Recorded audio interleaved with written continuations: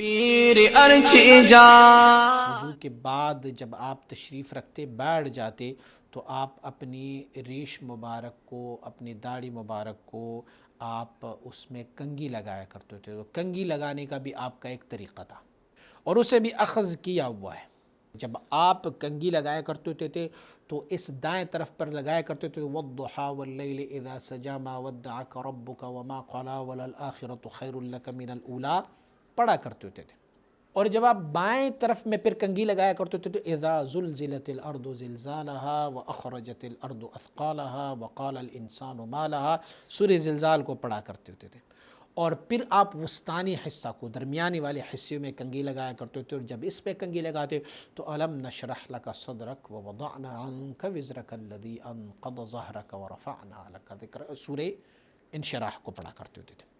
اور آپ مبارک داڑھی کو قبضہ کیا کرتے ہوتے تھے. 3 قبضے لیا کرتے ہوتے تھے. پہلے دائیں طرف سے قبضہ لیا کرتے ہوتے تھے، جو ایک قبضے سے اضافہ ہوتے تو اسے کاٹ لیتے. پھر بائیں طرف سے لیتے، پھر یہاں سے کاٹتے، اور پھر سینٹر سے لیتے اور پھر یہاں سے آپ کاٹا کرتے ہوتے تھے. اس کو روایت کو بھی سیدنا ابن عمر رضی اللہ تعالیٰ عنہ اذا حج او اعتمر قبض على لحیته فما فضل اخذه.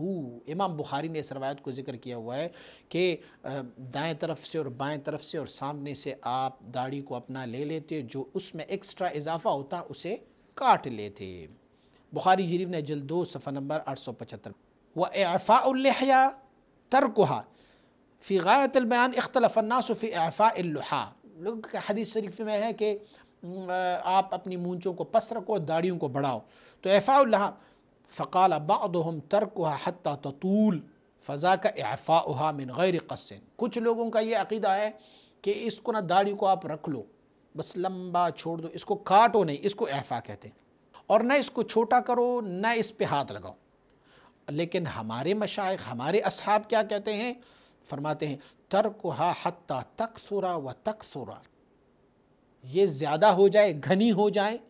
پھر اس کے بعد پھر کیا ہو؟ جب زیادہ ہو تو والقص سنت فیہ، پھر جو ہے نا فیہا وہو ان یقصر ان یقبض الرجل لحیتہ فما زاد منها على قبضة قطعها. پھر اس میں قص کیا ہے؟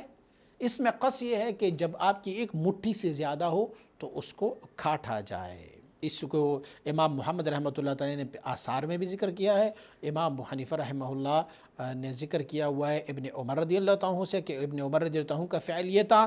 اور یہ جو ہے یہ بحر الرائق اور دوسرے ہمارے بہت سارے فقہ کی کتابوں نے اس کو ذکر کیا گیا ہے. لیکن حضور مبارک صاحب علیہ الرحمہ اس عمل کو یہاں سے اخذ کیا کرتے ہوتے تھے.